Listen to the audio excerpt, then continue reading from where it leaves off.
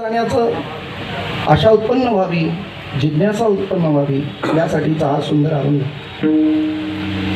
जगद्गुरु तुकोबारायांनी जो निर्वाळा दिलाय तो संतांच्या पुढे दिलाय. संतांच्या पुढे देत असताना कशावरून तर अभंगाचं एक चिंतन आपल्या समोर येईल. तुम्ही सांभाळले संती. तुम्ही हे निर्देश समोर असलेल्या व्यक्तीबद्दल बोललं जातं, त्यांनी नाही. काय म्हटलंय? तुम्ही. जेव्हा एखादी गोष्ट समोर सांगायची आहे आणि सांगायची ती पण कुणाला तरी नाही, जे सर्वस्व जाणतात ते अंतरंग जाणणाऱ्या संतांपुढे हे वक्तव्य करायचं. मग जगद्गुरु तुकोबारायांच्या समोर काही काल्पनिक का होईना पण आपल्या समोर काहीतरी दृश्य आपल्या समोर ठेवलं पाहिजे. जगद्गुरु तुकोबाराय ज्ञानोबारायांच्या समाधीच्या समोर आहेत आणि माऊलींप्रती असलेली सद्भावना व्यक्त करत असताना माझ्या जीवनात झालेलं जे परिवर्तन आहे माऊली तुमच्यामुळे आहे, याचा निर्वाळा देत असताना जगद्गुरु तुकोबाराय म्हणतात, जन्मा आलो त्याचे आजी फळ झाले साचे. जन्माला आल्याचं आज फळ झालं म्हणजे याचा अर्थ अनेक वेळेला जन्माला तुकोबाराय आले असतील पण साचं म्हणजे खरं फळ अजून प्राप्त झालं नाही. जर फळ साचं आहे, खरं आहे, ज्या अर्थी साचं आहे त्या अर्थी सापेक्ष खोटं असलंच पाहिजे. मग खोटं फळ आपण अपेक्षित कदाचित असेल. संत मायबाप खऱ्या फळाची अपेक्षा करतात. तुकाराम महाराज ज्ञानोबारायांच्या पुढे सांगतात, माऊली जन्मालो त्याचे आजी फळ झाले साचे. हा माझ्या समोर तुमच्या प्रती असलेली भावना व्यक्त करणारा अभंग जरी असला तरी त्याला मुख्य कारण आहे, तुम्ही सांभाळले संती. मी हे बोलू शकतो याचं कारण काय? तुम्ही मला सांभाळलं. सांभाळत म्हणजे काय झालं? कशा अर्थाने सांभाळलं? तुम्ही सांभाळले संती भय निरसली खंती. हे निरसली हे क्रियापद वापरा. भय निरसली, खंती निरसली. कशाप्रती भय आणि कशाप्रती खंत आहे या गोष्टीचा विचार पुढच्या चरणांमध्ये आहे. खंत होती पुनर्जन्माची, संपुष्टात आली. कृतकृत्य झालो, खंत गेली. इच्छा केली ते पावलो, फळत्वाला प्राप्त झालो, पुन्हा जन्म नाही रे आणि खंत गेली. भय निरसली कशावरून? तुका म्हणे काळ आता करू न शके बळ. तो काळ सुद्धा आमच्यावर आता सत्ता गाजवू शकत नाही. याला कारण जर काय असेल तर तुम्ही सांभाळले संते विठ्ठला.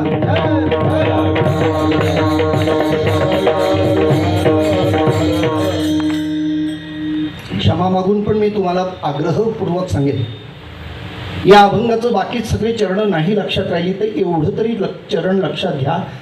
कदाचित एवढं जरी घेऊन गेलात तर उद्या कोणी विचारलं कालचा अभंग कोणता होता तर एवढं सांगितलं तरी चिकार आहे. मी म्हणतोय तुम्ही माझ्या मागून म्हणा, तुम्ही सांभाळले संती. तुम्ही सांभाळले संती. तुम्ही सांभाळले संती. तुम्ही सांभाळले संती. बर, आता मी फक्त असा हात केलं की तुम्ही तेवढंच बोला. तुकाराम महाराजांनी या अभंगाला अशी एक गुंफण घातली आहे. जे ध्रुवपदाचं हे चरण फार महत्वाचं आहे. ज्याच्यामध्ये झालेल्या परिवर्तनाचा विचार जगद्गुरु तुकोबाराय माऊली पुढे सांगतात. जन्मालो त्याचे आजी फळ झाले साचे कारण. तुम्ही म्हणत चला बरं का, परत एकदा बोलतो. जन्मालो त्याचे आजी फळ झाले साचे कारण. भय निरसली खंती कारण. कृतकृत्य झालो कारण. इच्छा केली ते पावलो कारण. तुका म्हणे काळ आता करू न शके बळ कारण. विठाला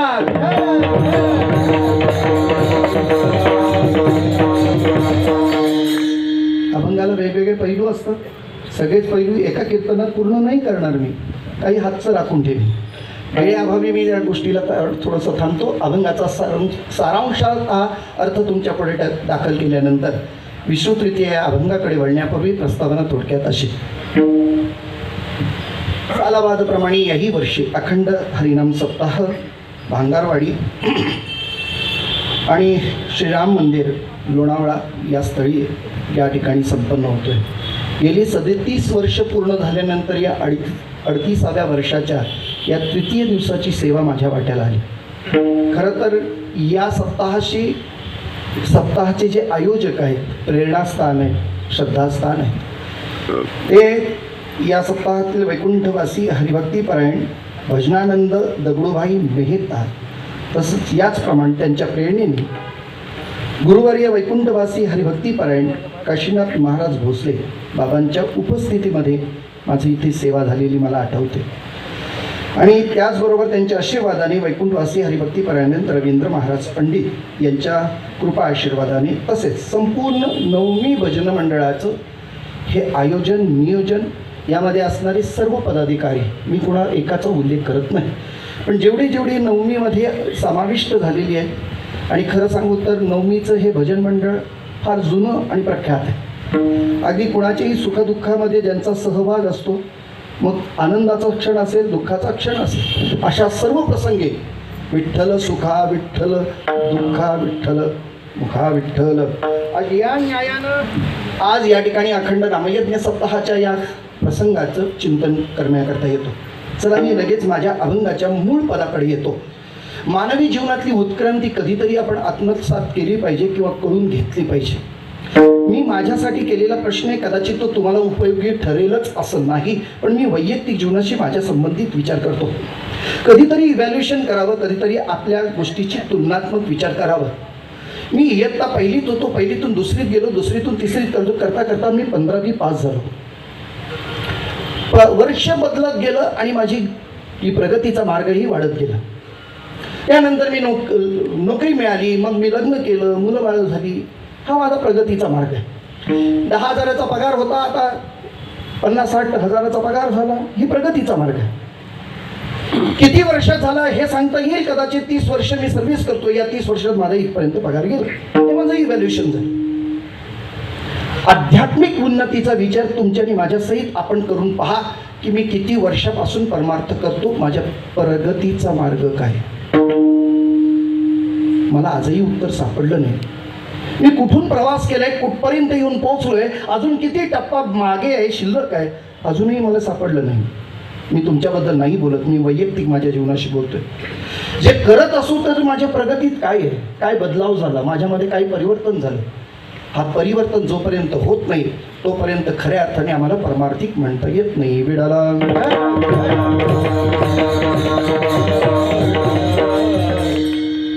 मी जर भरपूर जेवण करतोय तर माझ्या अंगी लागलं पाहिजे की नको.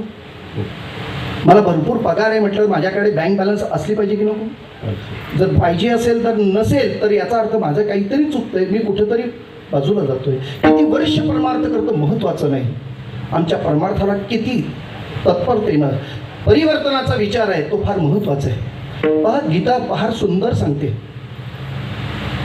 क्यों व्यर्थ चिंता करते हो, किससे व्यर्थ डरते हो, कौन तुम्हें मार सकता है, आत्मा न तो पैदा होता है न मरता है. जो हुआ सो अच्छा ही हुआ, जो हो रहा है सो अच्छा ही है, जो होगा सो अच्छा ही होगा. तुम बीते हुए की चिंता मत करो, भविष्य का भय न करो, वर्तमान समय तो बीत ही रहा है. तुम्हारा क्या गया जो तुम रोते हो, तुमने लाया क्या जो तुमने खो दिया, तुमने पैदा क्या किया था जो नाश हो गया. न तुम कुछ लेकर आए, जो लिया यहीं से लिया, जो दिया यहीं पर दिया, जो लिया उसी से लिया, जो दिया उसी को दिया. खाली हाथ आए और खाली हाथ चले. आज जो आज तुम्हारा है कल किसी और का था, परसों किसी और का होगा. तुम उसको अपना समझ कर प्रसन्न होते हो और यही खुशी तुम्हें अप्रसन्न और दुखी कर रही है. मेरा तेरा छोटा बड़ा अपना पराया दिल से मिटा दो, मन और विचार से मिटा दो, फिर ये सब तुम्हारा है और तुम सबके हो. न ये शरीर तुम्हारा है न तुम ही शरीर के हो. ये आग मिट्टी पानी और हवा से बनता है, उसी में मिल जाता है. फिर भी तुम्हारी वजह वैसी की वैसी कायम. फिर तुम कौन हो. परिवर्तन या तब्दीली संसार की जान है. जिसको तुम मौत समझते हो वही जीवन है. परिवर्तन आहे जीवनातलं परिवर्तन फार अत्यंतिक महत्त्वाचं आहे. परमार्थ हा परिवर्तनशील असला पाहिजे नव्हे, आपल्या जीवनातला परिवर्तन करणारा ठरला पाहिजे. आणि तो जर होत नसेल परिवर्तन तर महाराज परमार्थ आमचा आपल्यासाठी तो फसवणारा असेल कदाचित. जीवनातलं काही परिवर्तन होत असेल तर कुणामुळे होतं? महाराज, आमच्या वैयक्तिक जीवनात आमचा कधीही परिवर्तन होत नाही. परिवर्तनाकरता ज्या प्रामुख्याने गोष्टी लागतात त्या 3 गोष्टी महत्त्वाच्या सांगतो. 1, जीवनात परिवर्तन करायचं असेल तर नामस्मरण, जीवनात परिवर्तन करायचं असेल तर संत, आणि जीवनात परिवर्तन करायचं असेल तर तीर्थयात्रा. विठ्ठला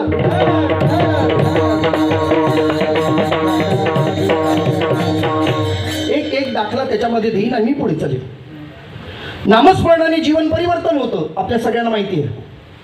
वाल्याचा वाल्मिक ऋषी झालं, काय केलं? नामस्मरण. एकच चिंतन केलं तर एका नामस्मरणाने वाल्याचा वाल्मिक ऋषी झाला, परिवर्तन झालं फक्त नामाने. विठ्ठला. चला, परिवर्तनाचा दुसरा विचार मी मांडला. जे 3 मुद्दे तुमच्या पुढे ठेवले ते 3 मुद्द्यांतला पहिला मुद्दा सांगितला. दुसरा मुद्दा काय आठवतं का आपल्याला? चला असू द्या, मी परत एकदा त्याचं उच्चारण करतो. माणसाचं परिवर्तन कशाने होत असेल तर माणसाचं परिवर्तन पहिलं नामस्मरण, दुसरं संत संगत आणि तिसरं तीर्थयात्रा. हे प्रामुख्याने 3 परिवर्तनाचे अनेक विचार आहेत, पण हे जे आपल्याला साध्यतेनं करता येतील, सहजासहजी करता येतील, हे करण्याजोगं आहे म्हणून याचा विचार करतोय. पहिलं चिंतन केलं मी, नामस्मरणाने वाल्याचा वाल्मिक ऋषी झाला. 1 तास उरला खटवांग रायासी, 1 तासात त्यांनी आपला उद्धार करून घेतला. नामस्मरणाचा विचार आपण थोडक्यात मी बाजूला ठेवतो. आता नंबर 2 आपण म्हटलं होतं संत संगत, मी त्याला मागे ठेवतो. आणि तीर्थ सांगितलंय, तीर्थ यात्रा. कळसीत हाये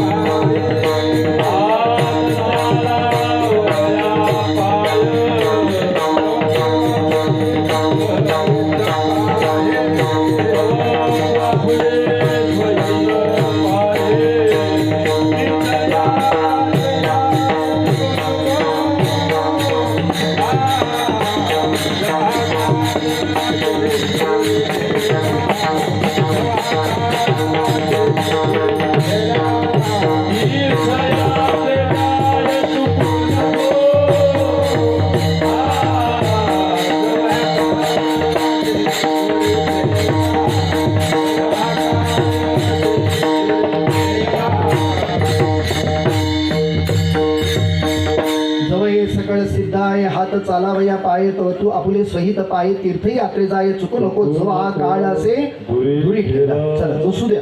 महाराजांचं असं म्हणणं आहे, तीर्थयात्रा सुद्धा मानवी जीवनाला परिवर्तन करते. यासाठी एकच उपाय म्हणण्यापेक्षा एक दाखला तुमच्या समोर ठेवतो. विठाला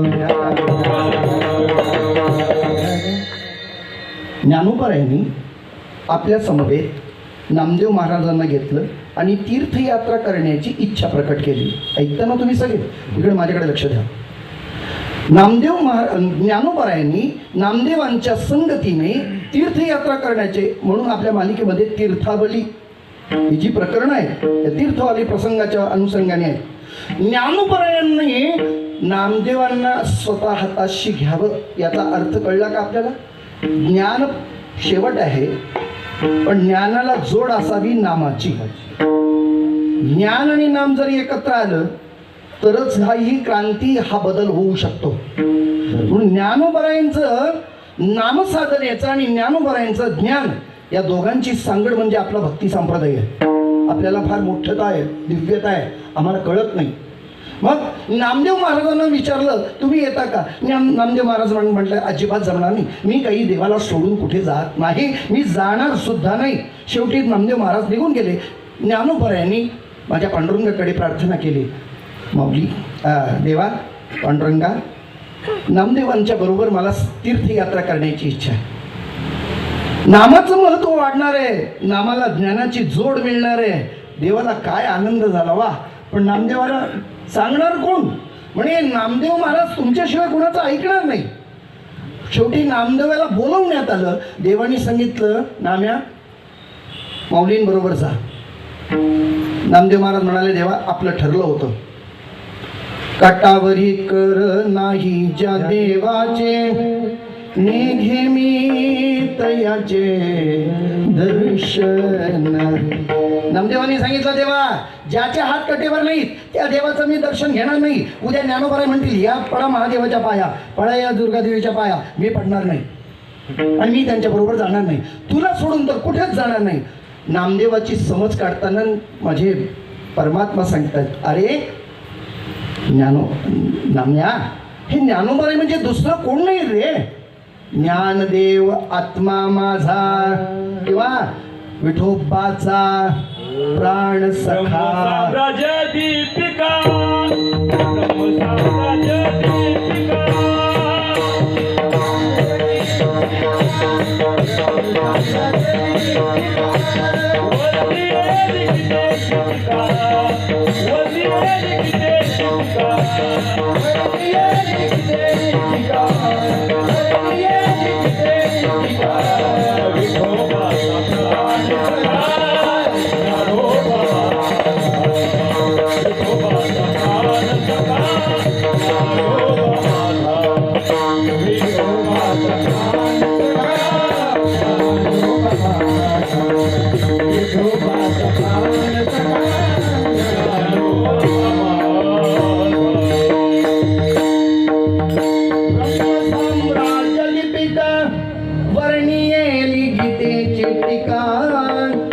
विठोबाचा प्राण सखा ज्ञानोबा माझा. नामदेव महाराजांनी विरोध दर्शवला. माझ्या पांडुरंगाने सांगितलं, नाम्या, अरे ज्ञानोबा म्हणजे दुसरं तिसरं कोण नाही, तो माझा काय आहे, प्राण. ज्ञानदेव आत्मा माझा आणि मी आणि तो वेगळा नाही. म्हणजे तो तुझ्या बरोबर, याचा अर्थ मी सुद्धा तुझ्याच बरोबर. म्हणजे तू जिथं असशील तिथं, जेथे जातो तेथे सगळं प्रमाण दिलंय. मग नामदेव महाराज तीर्थयात्रेला गेले. या तीर्थयात्रेच्या परिणामाने काय आहे, महाराज अंतःकरण शुद्ध होतं. या अंतःकरणाच्या शुद्धीनंतर ज्ञानाचा उदय होत असतो. मग काय काय परिवर्तन करतं, नामस्मरण आलेले विक्षेप दूर करतं. विचार सागराचा मल, विक्षेप, आवरण या तिन्हांची निवृत्ती करायची असेल तर नामस्मरण हे प्रभावी साधन सांगितलं. शेवटचं चिंतन आपल्याला म्हणता येईल, तीर्थयात्रा केली तर मानवी जीवनातलं कल्याण होतं. आपल्या स्थितीचं, अस्तित्वांतराचा, अभ्यासाचा एक मार्ग ठरतो, ती म्हणजे तीर्थयात्रा. आपली बॉडी तिथपर्यंत पोहोचते का, त्या गोष्टीला सहन करू शकते का, हे सगळं आजमावायला आम्हाला तीर्थयात्रेला जावं लागतं. दोन गोष्टी मी अत्यंत विचाराने मांडले. आता तिसरं जे महत्त्वाचं आहे, माणसाच्या जीवनात परिवर्तन करण्याकरता उपयुक्त जर कोण असतील तर ते म्हणजे संत. आता इथपर्यंत आपण येऊन पोहोचलो. परिवर्तन करायचं झालं तर संत. आता दुसरी गोष्ट महत्त्वाची विचार आपल्यासमोर मांडतोय. मी नेहमी सांगत असतो नाही, एकदा मला या अनुभवाचा एक चांगला वाईट जो अनुभव आला तो मी तुमच्या पुढे गातोय. एकदा मी म्हटलं होतं, माणसाने बाहेरूनही स्वच्छ असावं तसं आतूनही स्वच्छ असावं. मनाचा निर्मळ असावा, चित्त निर्मळ असावं, बरोबर की नाही. म्हणजे आतलं सगळं कसं असावं, स्वच्छ असावं. मी सहज बोलून गेलो, एका कार्यक्रमामध्ये बोललो. आठवड्यानंतर त्याच परिसरामध्ये माझं कीर्तन होतं. कीर्तन संपलं, बसलो होतो, काही लोक दर्शन घेत होती. एक माझ्या वयाचा तरुण आला आणि त्याने सांगितलं, हो बुवा, कीर्तन बंद करा, तुमची कीर्तन ऐकून लोक पटापटा मरतील. मला आश्चर्य वाटलं, बापरे, मी असं कोणतं वक्तव्य केलं की ज्याच्यामुळे लोक मरतील. काय बोलला होता मागच्या कीर्तनात? आता म्हटलं, रोज कीर्तन करतो, कुठं काय बोललो मला काय कळणार आहे, सांग तरी. म्हणे आठवा काय बोलला होता, माणसाने बाहेरून स्वच्छ असावं तसं आतूनही स्वच्छ असावं. मी म्हटलं बरोबरच आहे, आतूनही स्वच्छच असावं, अंतरीचा निर्मळ असावा. हे वाक्य आहे. तुमचं ऐकलं नाही, तेच केलं मी. कीर्तन संपलं, जाताना किराणामालाच्या दुकानात गेलो, 10 रुपयाची निरमा पावडर घेतली. कशासाठी, काय झालं असेल हो, उलट्या जुलाब सुरू झालं, त्याला ऍडमिट करण्याची वेळ आली. जर वेळेवर उपचार झाले नसते तर तो, अरे हे सांगितलं होतं का. हे आपुल्या मते उगीच चिखल घालवू नको. जाऊ द्या, मला त्यांच्यापर्यंत जायचं नाही. मला फक्त विस्तारित सांगायचं आहे. आंतरिक परिवर्तनाचा विचार करायचं झालं तर आमच्या जीवनामध्ये काय परिवर्तन होतं का, आणि ते जर नाही झालं तर आम्हाला संत संगत प्राप्त आहे का, या गोष्टीचा विचार करावा लागेल. आज जर प्रमाण सांगतं काय, संत चरण रज लागता आणि वासनेचे बीज जळून जाईल. किती, एक कण लागावं आणि वासना बीज निर्मूलन व्हावं. मी जरा क्षमा मागून बोलतो, गादीवर उभा राहिलोय. कधीतरी याचा प्रत्येक तुम्हाला आणि मला वैयक्तिक जीवनात आलाय का? आम्ही हजारो आणि लाखो संख्येनं आम्ही तिथे कीर्तनाला असतो, हजारोंच्या संख्येनं आम्ही तिथे पाहतो, पण आम्हाला अजूनही त्याचा प्रत्यय आला नाही. याचा अर्थ संत नाहीत असं नाही, पण आम्हाला त्याची अनुभूती करण्याकरता, त्याचा अनुभव घेण्याकरता आम्ही अजून व्यवस्थित झालेलो नाही. जेवढी दखल आम्ही घेतली पाहिजे ती दखल घेतली गेली नाही. ज्ञानोबरायांच्याबद्दल आत्मीयता असलेल्या तुकोबरायांनी मात्र आपल्या जीवनात झालेल्या परिवर्तनाचा विचार आज या ठिकाणी मांडले. जगद्गुरू तुकाराम महाराज ज्ञानोबरायांच्या समोर आहेत आणि आपल्या जीवनात जे घडलंय त्याचा निर्वाळा देतात. तो माऊलींच्या समोर अभंगाच्या पहिल्या चरण.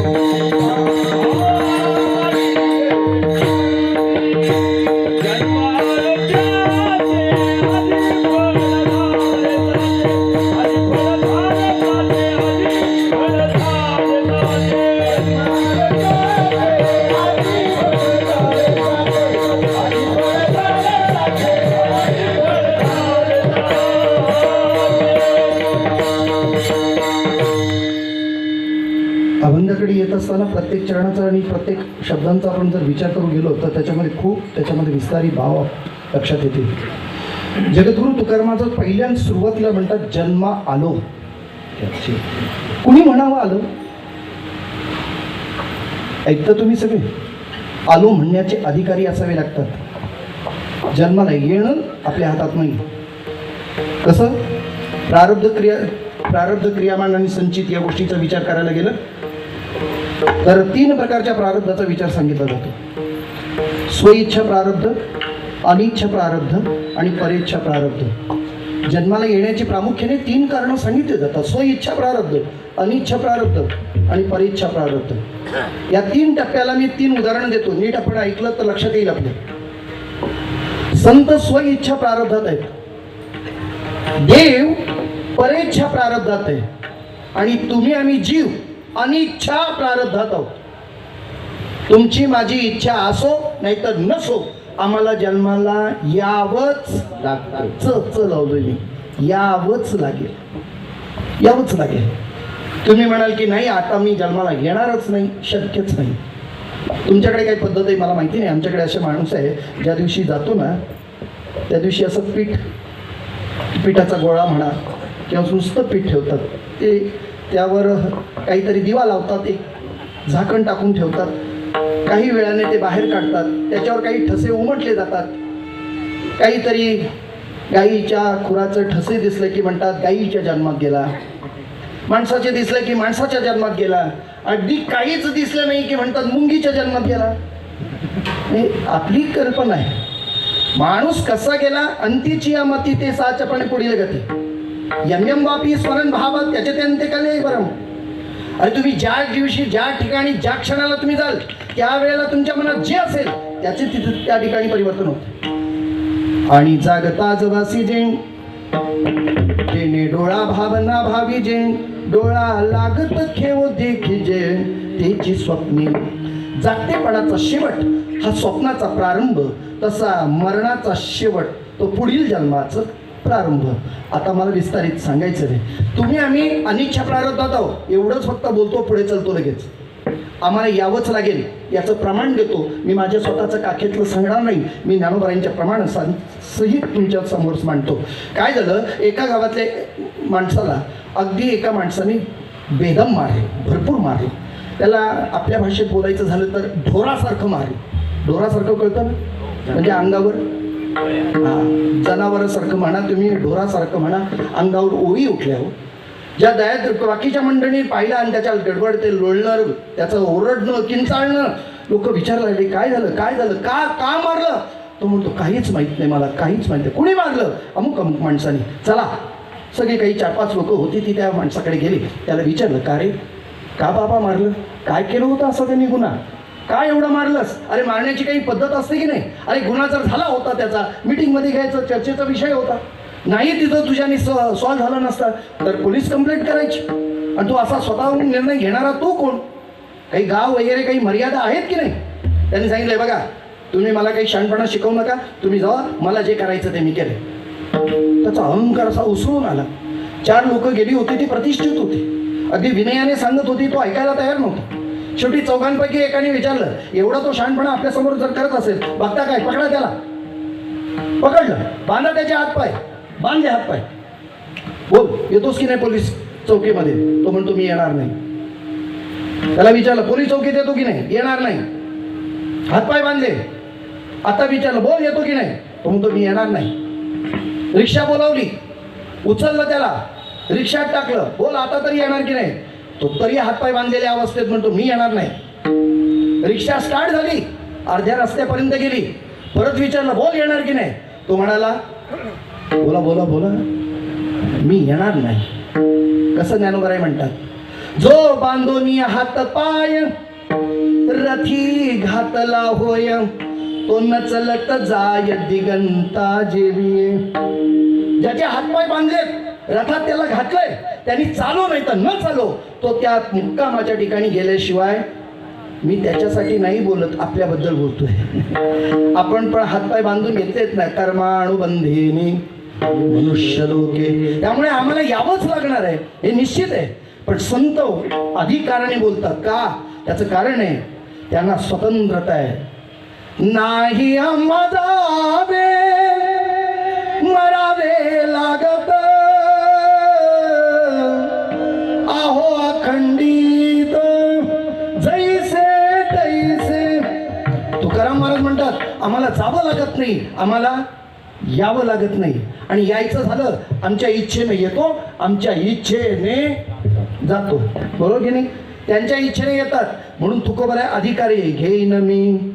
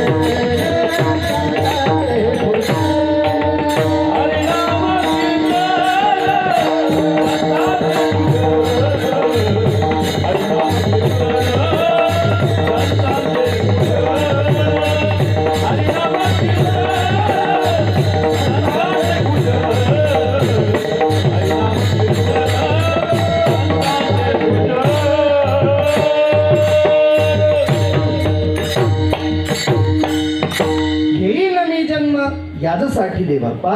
तुकाराम महाराज अधिकारवाणीने बोलतात, घेईन मी जन्म उपजोनी या उडती येऊ येऊ म्हणतात. हा अधिकार आहे त्यांना जन्म घेण्याचा जाण्याचा. कोणी इथं म्हणतात जन्म आलो बघा स्वतःहून आलो.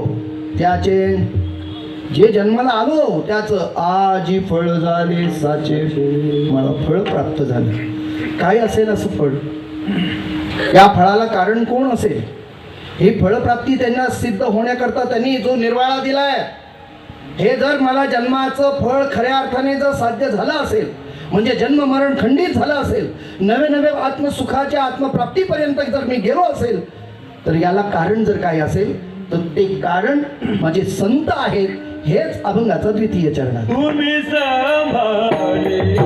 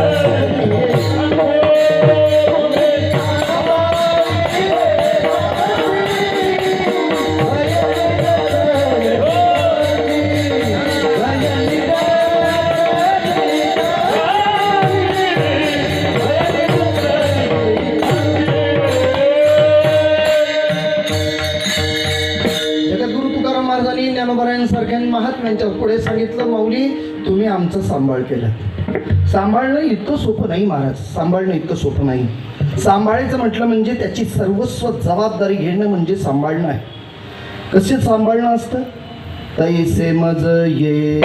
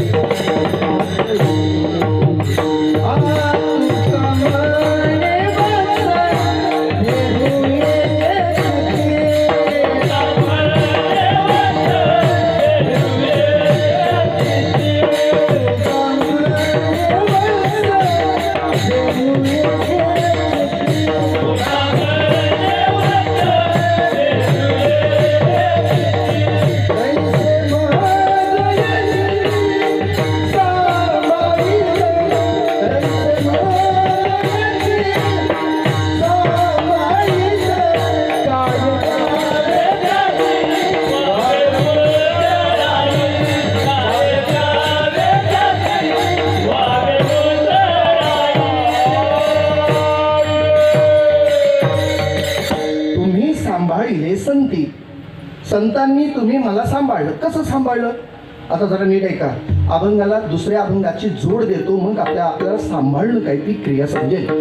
तुकाराम महाराजांचा जो अभंग आहे तो सांभाळण्यासाठी लक्षणिक सांगितलंय.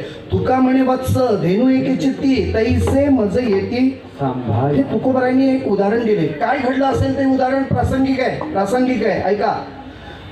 आई शेतावरून आपल्या घराकडे यायला निघाली, तिचं बाळ पाळण्यामध्ये आहे.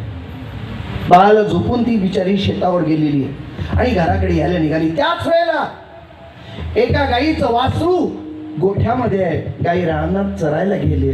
दोघही एका वेळेला घराकडे येताना दिसत आहेत. आणि आश्चर्य काय झालं? ज्या घरात ज्या बाईचं बाळ पाळण्यात होतं आणि ज्या गाईचं वासरू गोठ्यात होतं, त्या घराला आणि त्या वाड्याला आग लागली. आगीचं डोंब असं दिसायला लागलं. धुराचा लोट दिसून होतो लांबून. आईच्या लक्षात आलं आपल्या घराकडेच सगळ्यांची ओढ दिसते. उपस्थित असलेली सगळी माणसं आग विझवण्याच्या प्रयत्नात. आई धावत निघाली. त्याच वेगानं गाई सुद्धा शेपटी वर करून हंबरडा फोडत गाई आपल्या वासराकडे निघाली आहे. काय आश्चर्य आहे. आई पुढे येऊन पाहतात तर सगळी लोक तिला थांबवण्याच्या प्रयत्नात आहे. अगं थांब, आग भरपूर लागलेली आहे, विझेल, कुठंतरी मार्ग मिळेल. तिला थांबवत आहेत. काही नाही. मात्र सगळे पाणी घेऊन आग विझवण्याच्या प्रयत्नात आग काही इतकी लागली होती की ती विझवणं अशक्य होतं. गोठ्याला सुद्धा चारी बाजूनी आग लागली होती. आतून वासरू ओरडत होतं. गाईनं सुद्धा अंबरडा फोडला आणि बघता क्षणी मागचा पुढचा विचार केला नाही. गाईनं स्वतःला त्या झोकून दिलं. आपल्या शिंगानं वासराचं दावा असलेलं ते खुंट बाजूला केलं आणि सुखरूप गाईनं आपल्या वासराला घेऊन बाहेर आले. पण एवढ्या गडबडीमध्ये आईचं बाळ मात्र जळून खाक झालं. तो प्रसंग पाहिला. मग तुकोबारायांचं म्हणणं आहे, तुका म्हणे वत्स धेनू एके चित्ती तैसे मज येती. संत तुमच्या आमच्यासाठी आगीत झोकून द्यायला. अहो हे अवतार घ्यायचं म्हणजे काही साधं नाही आहे. जन्माला यायचं, कोणत्या कुळात यायचं, कोणत्या युनित यायचं, कसं हे कठीण आहे. पण एवढं सगळं सहन करतात केवळ तुमच्या आमच्यासाठी. अवतार तुम्हा उद्धराय जन जड जीवा. आणि म्हणून संत येतात आणि त्यासाठी महाराज म्हणतात ते सांभाळतात. पण सहज सांभाळत नाही. सांभाळण्यासाठी पहिली प्रक्रिया सांगितली. मज निरंतर जाग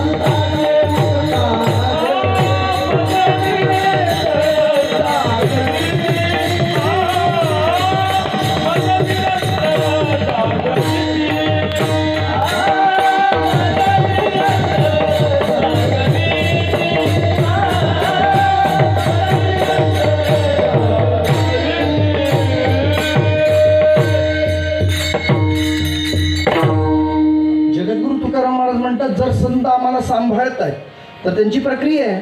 सहजासहजी सांभाळत नाही. ते संत तुम्हा माया बापांना अर्थात तुमच्या माझ्यासारख्या जीवाला जागवतात. आता जागा रे भाई नो जागा. जागा करतात. उठा जागे वारे आता स्मरण करा पंढरीनाथा. भावी चरणी ठेवा माता. सुख विव्यथा जन्माच्या धनदारा. महाराज हे पहिलं जागवून आहे. नुसतं जागवून चालत नाही. जाग झाल्यानंतर क्रिया महत्वाची आहे. करोनी सायास करोनी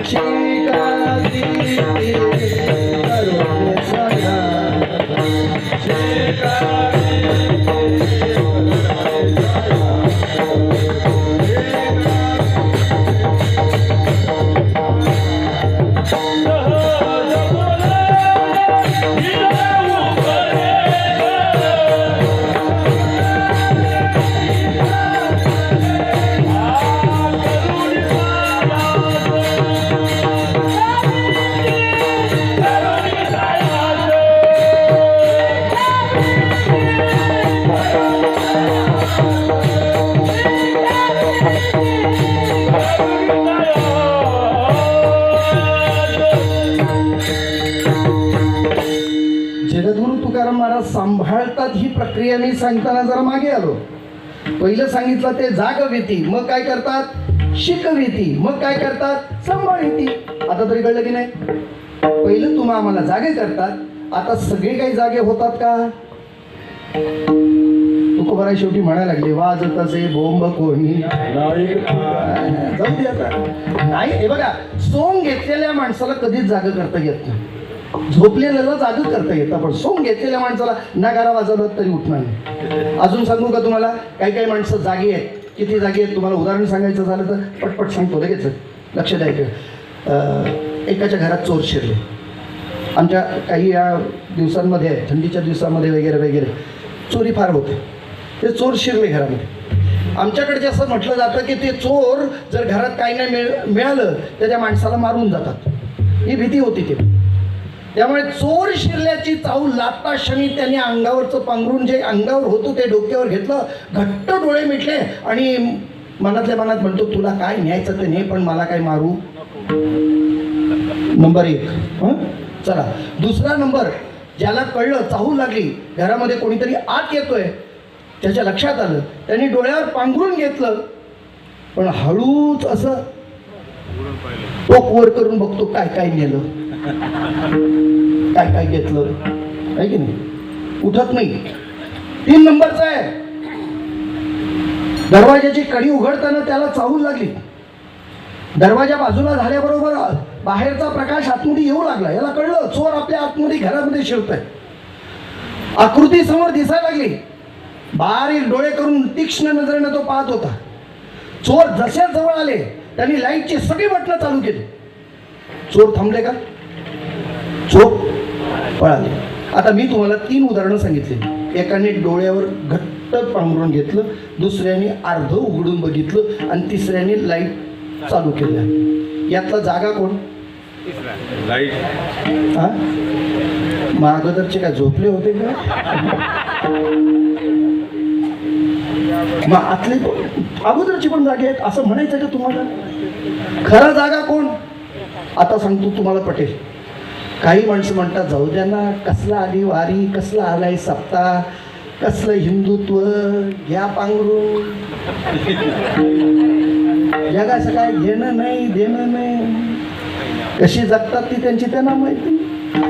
आपल्याला काय जगतंय? अरे शेजारच्या घराला आग लागली ती हळू तुमच्या घराला कधी लागेल याचा काय? जागृत राहिलं पाहिजे की नाही. अजून झोपलेली माणसं आहेत, नाही त्यांना अजून त्याच्याबद्दल काही वाटत. नंबर 1. नंबर 2, काही माणसं हळूच पाहतात. जमल काय या वर्षी माळ घालू का पुढल्या वर्षी? घातली त्यांची किती टिकली. माणसं बोलायला काही कमी नाही. म्हणजे अजूनही काही माणसं जाऊ का नको, परमार्थ करू का नको, ही अर्धवट जागी असली. आणि जो खरा जागा आहे ना तो ज्या क्षणाला कळतंय त्या क्षणाला उभा राहतो आणि एवढा खंबीरपणे उभा राहतो, हे माझं आहे, मी हिरावून देणार नाही. आणि असं जो जागा होतो तो परमार्थाला लागतो. विठाला म्हणून नुसतं जागे वारे आता नाही, पुढचं काय? स्मरण करा हे जागृती आहे. खरी जागृती ही आहे. तसं संतांनी तुम्हाला आम्हाला जागं केलं, आम्हाला शिकवलं. जागं केलेल्याला शिकवलेला फुकट जाऊन द्यायचं कसं? म्हणून तैसे मज येती तुम्ही सांभाळिले संती. त्याचा परिणाम काय झालं? भय निरसली खंती. भीती गेली, खंती गेली. खंत गेली कशावरून? अभंगाचं 3रं चरण. कृत्य कृत्य झालो, कृत्य कृत्य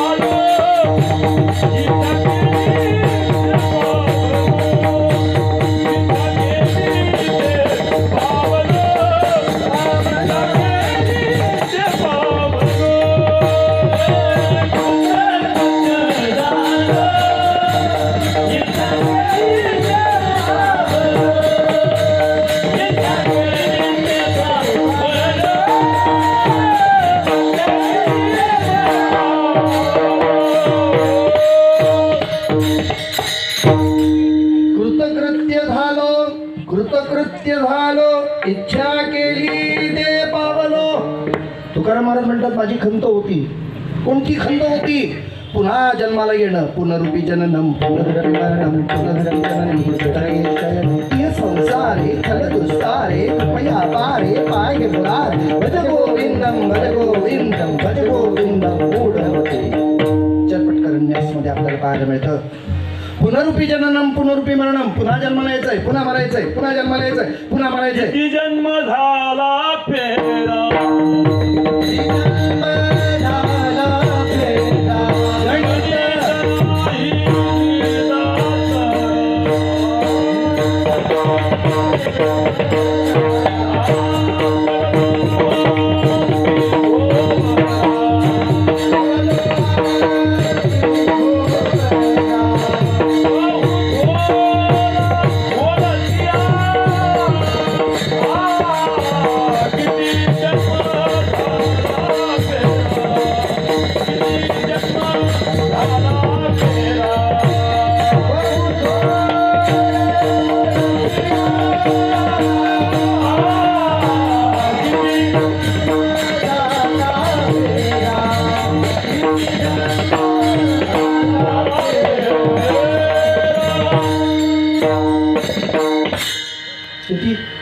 किती किती किती नाही बोला तर खरं. किती किती काय आपल्याला माहिती आहे. 184 न चुके फेरा.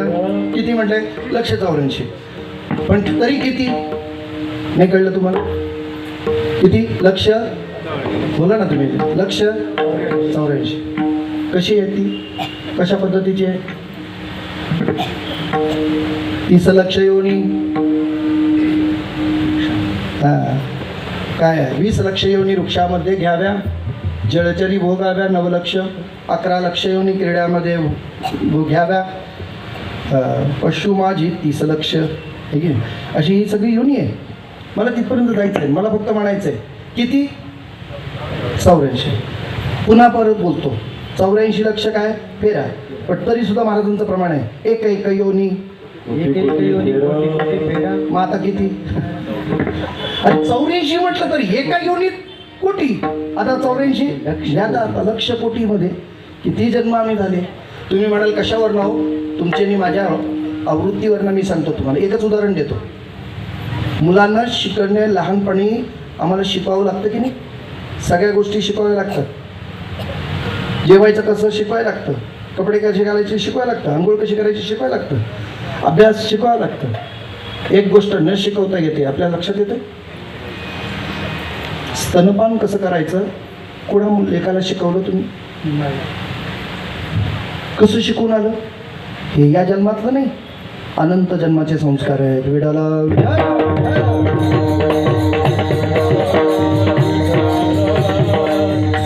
अनादि संसार मालेच्या ठाई नित्य विषय सेविता पायी जडो निठेला चित्ताच्या ठाई वारंवार देई भोगिता. नाथ महाराज म्हणतात अनेक भोग झाले, अनेक जन्म झाले आमचे, आणि त्यामुळे आमच्यावर पडलेले संस्कार आहे आणि त्याचा पुनरावृत्त हे खंडित करायचं आहे. पुन्हा जन्म नको आहे. कारण तुकोबारांची तशी प्रतिज्ञा होती. पुरे पुरे हा संसार कर्म भैवंत दुस्तर राहो ने देसीर एके ठाई निश्चल. म्हणून तुकोबारायांनी प्रार्थना केली, देवा मी अवगुण अन्यायी किती म्हणून सांगू काही, आता मज पायी ठाबदी विठ्ठले. म्हणून या ठिकाणी मला पुरे संसार पुरे पुरे म्हणण्याची वेळ आली. हा संसार पूर्ण व्हावा याचा अर्थ जन्म मंदी खंडित व्हावा. आणि कसं होईल? महाराज म्हणतात जरी आपण नाही केला तर तो पुन्हा जन्माला येतो. कशावरून? ती खंत आहे. कशी खंत? खंती ते न करा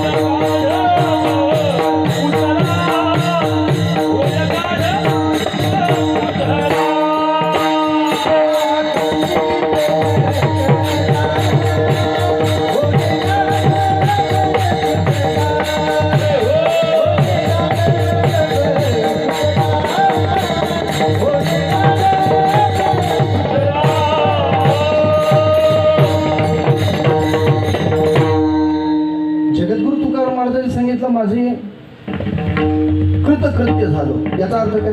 मी जन्माला आलो, तुम्ही संत मला भेटलात, तुम्ही माझा सांभाळ केला, त्याच्यामुळे आता मला पुन्हा जन्म नाही.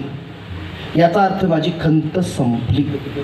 जे होणं पुढे पुढे पुनरावृत्ती होती ती खंडित झाली. आता जन्माला येणे नाही ऐसे केले. मला असं करून ठेवलं. या संतांनी मला पुन्हाला जन्माला यायचं नाही या भाषेवर ठेवलं. याचा अर्थ आत्मसुखाची आत्मप्राप्तीची इच्छा जी होती ती माझी परिपूर्ण झाली. संतांनी मला उद्बोध केला, ज्ञान दिलं, त्याचा परिणाम मला सांभाळलं, मला शिकवलं, मला बोलतं केलं. नवे म्हणून माझं कृतकृत्य झालो, इच्छा केली ते पावलो, ही खंत गेली. पण भीती गेली कशावरून? अभंगाचं शेवटचं चरण. तुका म्हणे काळ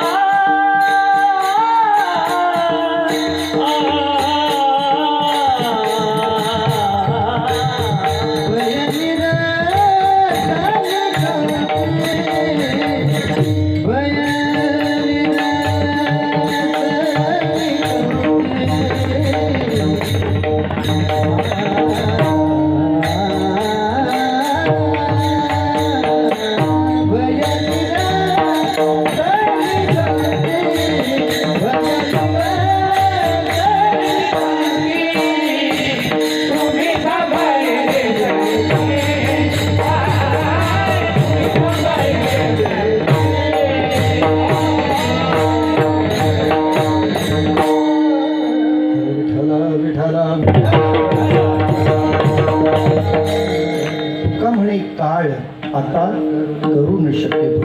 कशा पद्धतीचा आहे त्याचा विचार काहीशा वेळेमध्ये करणार. तत्पूर्वी संप्रदायाच्या नियमानुसार हाताने टाळी पांडुरंगाचं चिंतन करूया. या जीवनाचा तुकोबारांशी लागलेला जो संबंधित विचार आहे तो आपल्या जीवनाशी कुठपर्यंत आहे या गोष्टीचा काहीसा आढावा घेऊ.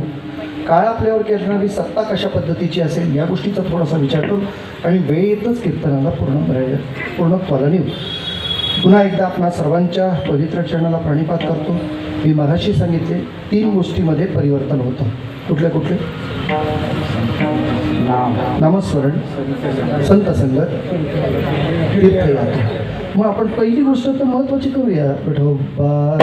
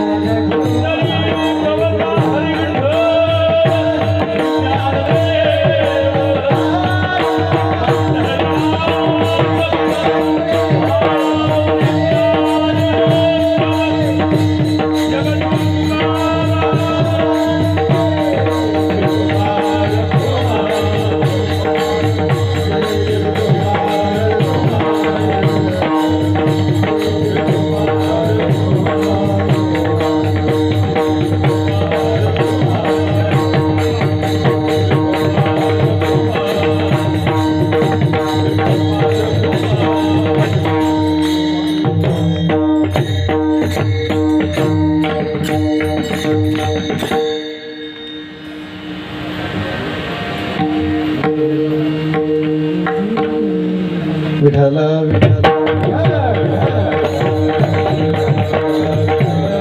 जन्मालो त्याचे आजी फळ झाले साचे तुम्ही सांभाळिले संत भय निरसली खंती.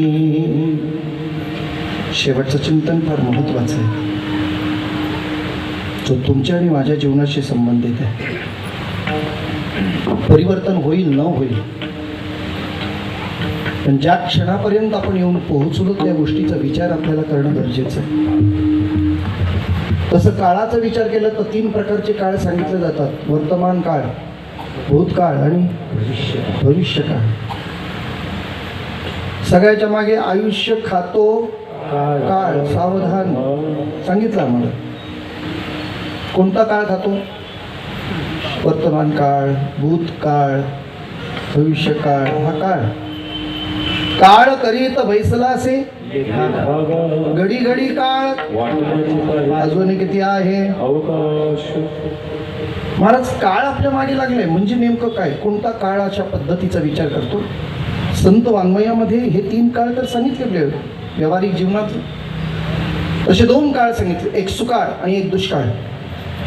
काही काळ आपल्याला सुकाळ असतो आणि काही काळ आपल्याला दुष्काळ असतो. याही पेक्षा 3 काळातले 2 काळ महत्वाचे सांगितले जे तुमच्या आणि माझ्या जीवनाशी संबंधित आहे. एक मध्यान्ह काळ आणि अंतिम काळ.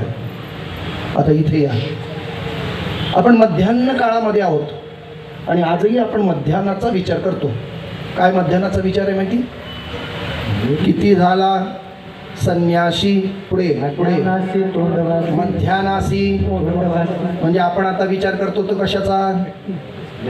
शरीराचा, पोटाचा विचार करतो. आज तुमचं माझं जे चाललेलं आहे रात्रंदिवस सायास करशी हरीशी न भजशी, कशासाठी चाललंय हो? कशासाठी चाललंय? पोटासाठी, बरोबर की? किती आहे पोट? हा, विध भरपोट किंवा टीच भरपोट म्हणतात. किती लागतं त्याला? फार लागत नाही. प्रमाण सांगू का? खरं काय प्रमाण आहे ते सगळ्यांना मी मान्य करत नाही किंवा आग्रह करत नाही. पण ज्यांना आपली प्रकृती व्यवस्थित ठेवायची असेल ना, त्यांनी सांगितलं परमात्म्याने आपल्याला जेवढं पोट दिलंय तेवढं त्याची जागाही आपल्याला कळून दिली. 2 हे आपण असे हात एकत्र आले की त्याला पसा म्हणतो आपण. तुमच्याकडे काय म्हणतात? ओंजळ घ्या म्हणा. हां, पसा म्हणा, ओंजळ. याच्यात जेवढं मावेल तेवढंच तुम्हाला आणि मला लागतं. आता याच्या पलीकडचं आहे ते काय? आता तुम्ही ठरवा ना. हे आम्ही डॉक्टरसाठी केलेलं नियोजन. आता कळलं तुम्हाला? जे एक्स्ट्रा खाल्लं ते कोणासाठी? इथं कोणी डॉक्टर नाही ना, असलं तर ते काही असो. हे डॉक्टरसाठी आहे. याचा अर्थ काय? आम्हाला जे ॲसिडिटी होत असेल, अपचन होत असेल, आणखी रोगाला काही कारण असेल तर एवढं विचार. आमचं तुमचं माझ चाललेलं आहे हा फक्त मध्यान्ह काळ चालू आहे. संत मध्यान्ह काळाचा विचार करत नाही, संत अंत काळाचा विचार करतो. अंतकाळी ज्याचे नाम आले मुखा, तुका म्हणे सुखा पार. फार अंतकाळाचा विचार केला पाहिजे. आमचा परमार्थ आम्हाला रोज शिकवतो. काय शिकवतो? याजसाठी केला होता अट्टहास, काय शेवटचा दिस गोड व्हावा, गोड व्हावा. हा परमार्थ कशासाठी आहे? हे 38 वर्ष आम्ही जे अन्नदान करतोय, ज्ञानेश्वरी पारायण करतोय, भागवत गातोय, गाथा भजन करतोय, काकड आरती करतोय, जागर करतोय, नमस्मरण चालू आहे, कशासाठी? शेवटचा दिस गोड व्हावा. म्हणजे याला अंतकाळ म्हणतात. आपल्याला काळाचा जो विचार करायचा आहे तो अंतकाळाचा विचार महत्वाचा. तो जर नाही केला तर परमार्थ उपयोगाचाच नाही. तुमचा आणि माझा अंतकाळाचा विचार कसा आहे? कबीरजी सांगतात, पहा कबीरजी. कबीरा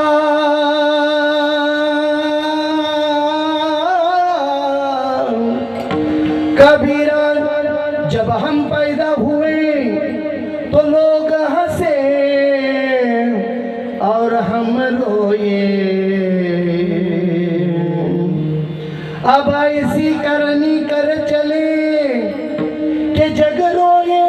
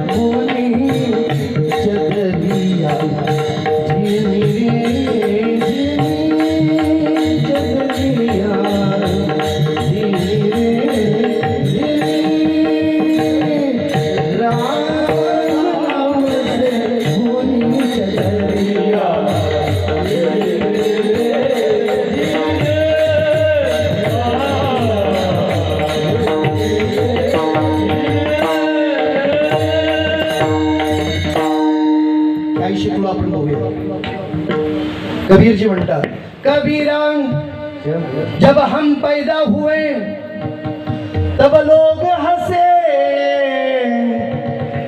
आपण आलो तेव्हा आनंद झाला ना घरातल्या लोकांना. वा वा मुलगा झाला, वा मुलगी झाली, मुलगी काय म्हणतात बेटी, आणि धनाची म्हणतात वा. घरातली सगळी माणसं हसत होती आणि तुम्ही आम्ही बोला लवकर आता. घरातली हसत होती आणि आम्ही रडत होतो. तुम्हाला माहिती का, आपल्याला पुरुषांना कदाचित कळणार नाही, माता भगिनीला लवकर कळेल. एखादं बाळ जन्माला आलं आणि ते जर नाही रडलं, ती सुईनबाई बघा इकडे ऍक्शन पण करून दाखवली मला. माझं लक्ष आहे, तुम्ही काय बघू नका तिकडे. ही बाई काय करते माहिती का, पोरगं नाही रडलं ना जरा असं उलटं करते, पाय हातात धरते, डोकं खाली करते आणि पाठीवर एक रट्ट्या मारते.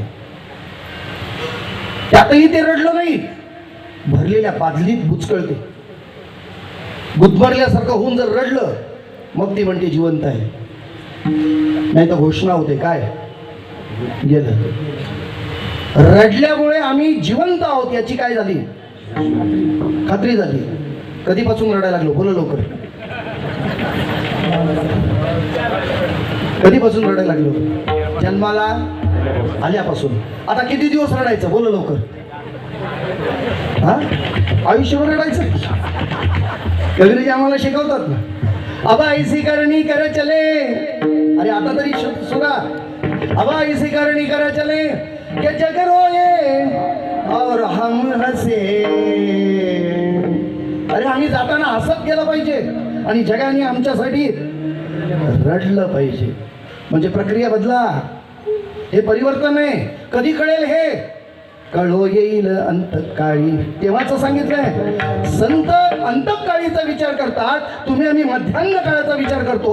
काळ हा तुमच्या आणि माझ्यासाठी जागा आहे, तो वाट पाहतोय आणि म्हणून जागेपणा असतानाच या काळाच्या तडाख्यात न जाता आम्हाला काळच संपवायचा असेल तर काळावर मात करता आली पाहिजे. जगद्गुरु हे तुकोबाराय संत मायबाप आम्हाला याची जाणीव करून देतात.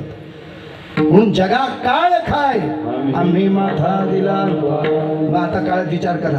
परत बोलतो चला, आज न उद्या तुम्हाला आणि मला सगळ्यांना जावं लागणार आहे. येथे उरणा आले अवतार येरते पामर जीव किती. अरे सगळ्याले रामकृष्ण दिकाले तरी या मृत्यू लोकात प्रत्येकाला जावंच लागतं. नाही राहता आलं. पण जाताना महाराज कसं जातात, महाराज कधीही जाता येईल, जाणं होईल.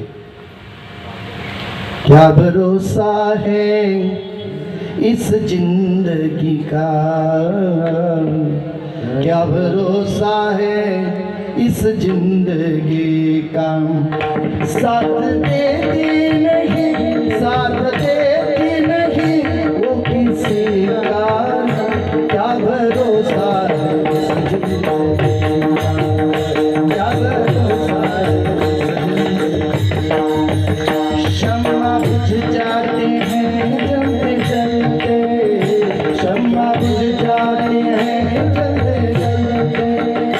सांस रुक जाती है जलते जलते, सांस रुक जाती है जलते जलते. साथ देती नहीं, साथ देती नहीं वो किसी का. क्या भरोसा है इस जिंदगी का, क्या भरोसा है इस जिंदगी का, क्या भरोसा है.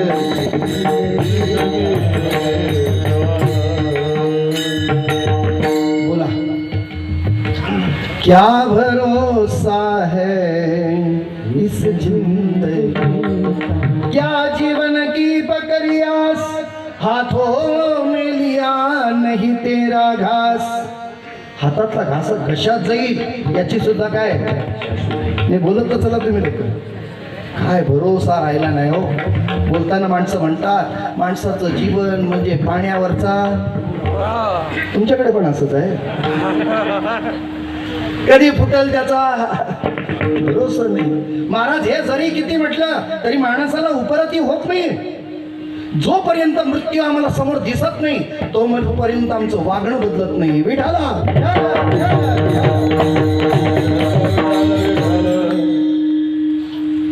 परीक्षित राजा किती दिवसात? 7 दिवसात. आपण पण जाणार किती दिवसात? कबूल आहे ना?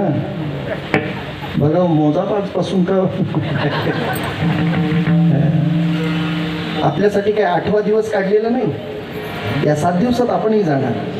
परीक्षिती राजा तरला सगळं 7 दिवसा माझी. कारण नाही त्याला कळलं 7व्या दिवशी मी काय कोण मरणार. तक्षक नावाचा सर्प येणार आणि मला दंश करणार. केवढी तयारी केली होती, केवढी. सगळे मांत्रिक तांत्रिक बोलवले होते. पाण्याच्या डोहामध्ये एका खांब्यावर काचेचा महाल तयार केला होता. कुठलीही गोष्टी इन्स्पेक्शन केल्याशिवाय, व्हेरीफाय टेस्टिंग केल्याशिवाय आत पाठवलं नाही. 7 दिवस झाले होते. 7व्या दिवशी फळं आणली होती. मोठ्या फळातून येईल म्हणून बोरच आला होता. लक्षात येतो ना तुमच्या? त्या बोरामधून काय निघाली? एक आळी निघाली. 3च तक्षकाचं रूप धारण केलं. जे व्हायचं ते घडलं. सोडा मला आज विषय तो महत्वाचा. काळ कितीही तुम्ही प्रयत्न केला तरी काळ तुम्हाला आणि मला नेल्याशिवाय राहत नाही. पण जगद्गुरु तुकोबारे म्हणतात आता काळ आमच्यावर सत्ता करू शकत नाही. काळावर आम्ही सत्ता गाजवली. का? त्याचं कारण आहे आमच्या हातात आहे. काय? नामस्मरण केल्यामुळे कळी काळ तयासी न पाहे दृष्टी कळी काळ. माझं पहिलं चिंतन तेच सांगतोय. नामस्मरण केल्याचा परिणाम आहे काळ आमच्याकडे येत नाही. कसं? यमधर्म सांगे दूता तुम्हा नाही तेथे सत्ता जेथे होय हरिकथा सदा घोष नामाचा नका जाऊ त्यांच्या गावा नामधारकाच्या शिवा सुदर्शन यावा घरटी फिरे भोवती. नामस्मरण करणाऱ्याला काळ जवळ करत नाही, काळ जवळ येत नाही. यमकुळ गोत्र वर्जिये. मला माहिती आहे हरिपाठ आहे, सुरुवात नाही करता येणार तुम्हाला. ज्ञानदेव मंत्र हरिनामाचे शस्त्र यमकुळ गोत्र. बोला ना. संत मायबाप म्हणतात काळ आमच्याकडे येणार नाही आणि आलाच तर काळ करी सलाम तुकया घरी राबत असे. अरे जगा काळ काय आम्ही हा अधिकार आहे. पण तुकोबारे म्हणतात तुका म्हणे काळ आता करू न शके बळ. ज्ञानेश्वर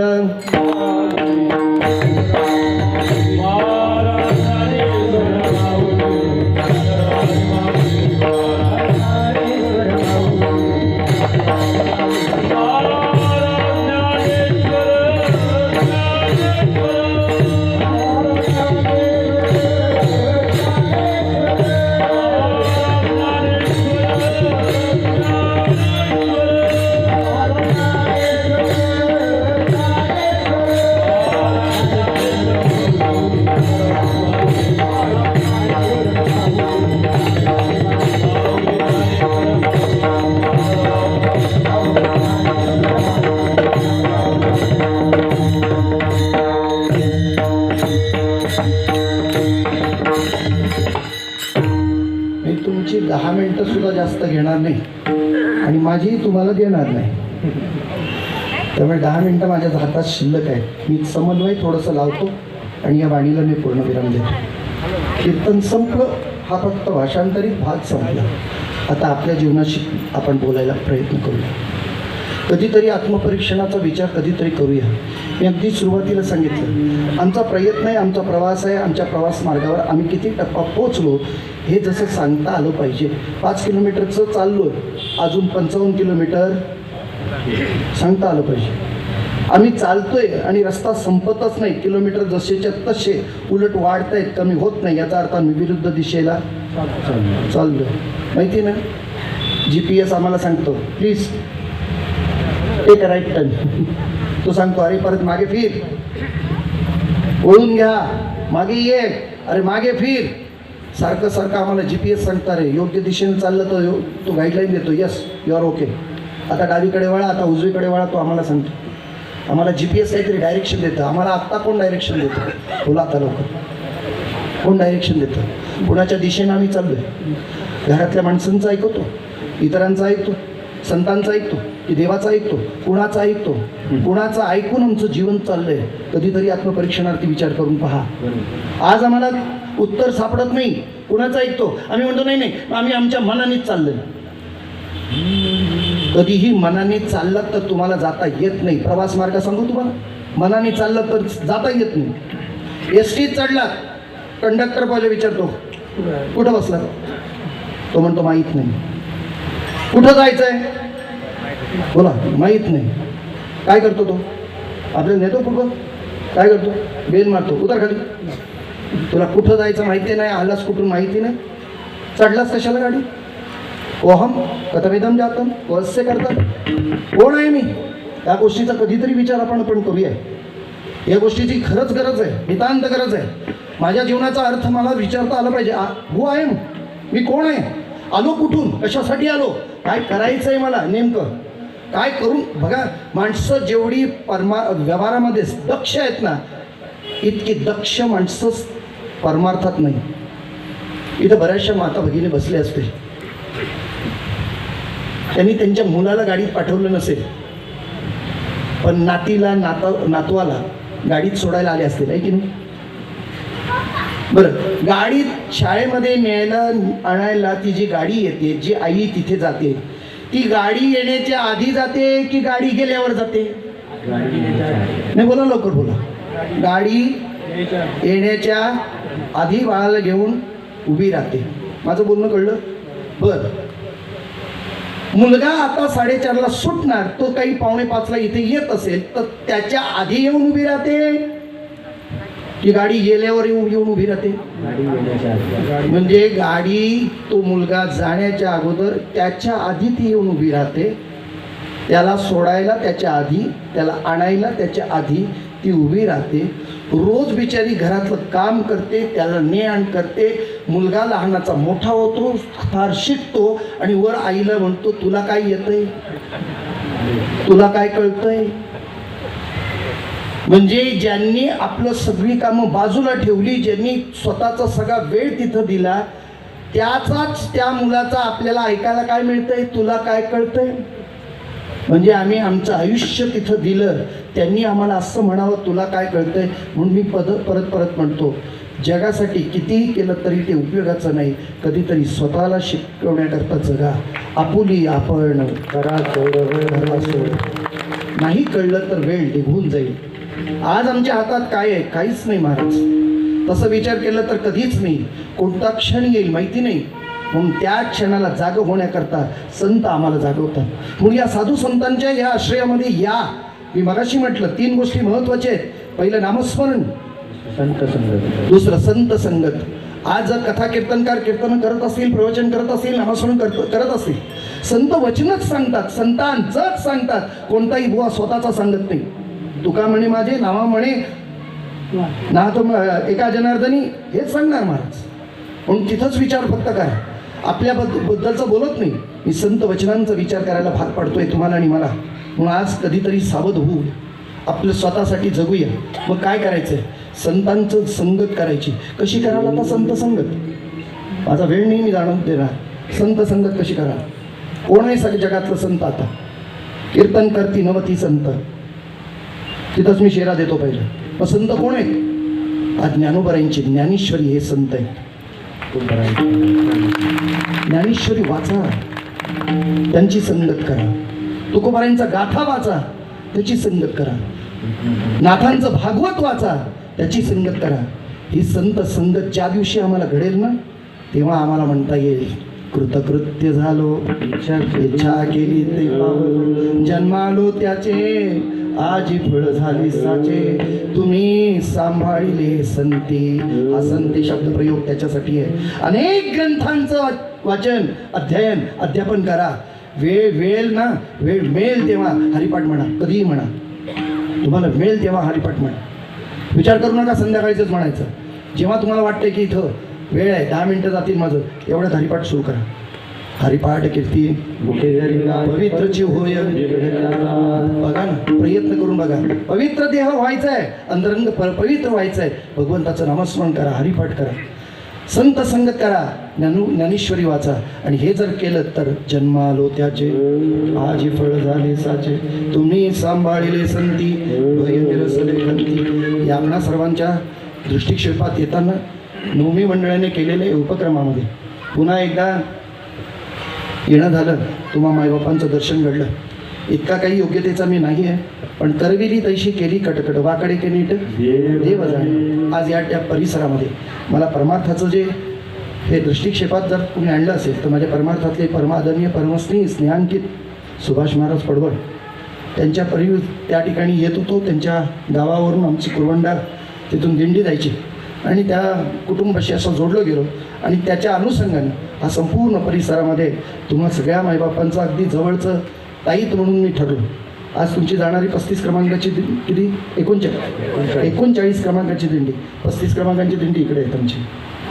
शिकवण मी माझ्याबरोबर आलेली शिकवण ते 35मध्ये आहेत आणि आपण 39मध्ये. म्हणजे या सगळ्या परिवारांनी मला स्वीकारलं. आपणा सर्वांचं ऋण व्यक्त करतो, आपणा पवित्र चरणाला प्रणिपात करतो. वाङ्मयीन सेवेला मी इथेच ठेवतो. आणि या सेवेअंतर्गत उपस्थितांमध्ये असणारे सर्व गुणीजन मंडळी सगळ्यांचं नामोल्लेख जरी करत नसलो तरी सर्वांप्रती असलेली सद्भावना आहे आणि त्या भावने अंतरपोटी आपणा पवित्र चरणाला प्रणिपात करतो आणि इथे वाणीला पूर्णविराम देतो. उत्तम मृदुंगमाणी त्यांनी सुंदर साथ दिली. पेटी वादक आहे. सिस्टीमही छान पद्धतीने आम्हाला साकारली गेली. आपण साऱ्यांनी श्रवण केलं त्यांनाही धन्यवाद देतो. आणि मावळ मुक्ताई म्हणून ज्याचा उल्लेख केला जातो त्या यूट्यूब चॅनलवाले आमचे रुपाली नाणेकर त्यांनाही सुद्धा धन्यवाद देतो. कारण हे सगळं जे आहे हे दूरपर्यंत जातं. आपल्याला कोणीतरी पाहतं म्हणण्यापेक्षा आमचा सप्ताह इतक्या पद्धतीने आणि छान पद्धतीने चाललं आहे याचंसुद्धा लौकिकता होते. ही फार काळाची गरज आहे. म्हणून पुन्हा एकदा सर्वांप्रती सद्भावना व्यक्त करून वाणीला पूर्णविराम. जय विठ्ठल. जय